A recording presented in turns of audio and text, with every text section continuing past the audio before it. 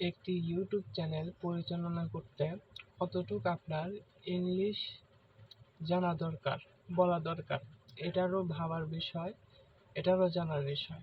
আমরা অনেকেই দেখি যে আমরা ইংলিশ অনেকেই পারি, আবার অনেকেই পারি না। অনেকেই ইংলিশে খুব কথা বলতে পারি, অনেকে ইংলিশে কথা বলতে পারি না। বাংলা ওয়ার্ডের পাশাপাশি ইংলিশ বলি। আমি যদি বলি, আমি আসলে বাংলা কথার পাশাপাশি ইংলিশ ওয়ার্ড দুই একটা বলি। কারণটা কি জানেন?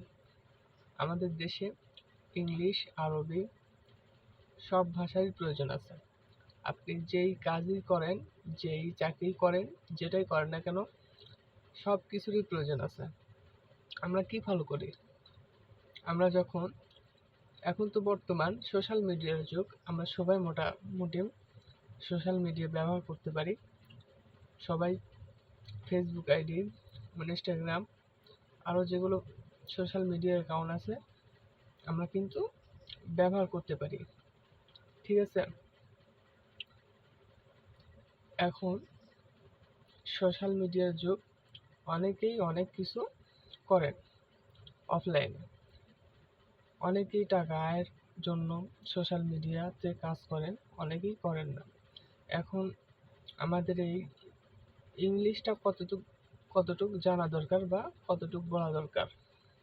আপনি যতটুক পারবেন কপি করে হোক আর নিজের মেধা খাটিয়ে হোক আপনি বলার চেষ্টা করবেন।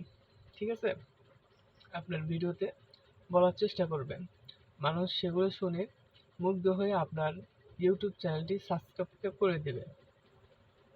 আপনার কথা বলতে সমস্যা হয়, আপনার বাড়িতে অনেক নয়েজ থাকে কথা বলতে, আপনারা জানলে অবাক হবেন, আমার ভিডিওতে তেমন একটি ফিডিটিং করি না।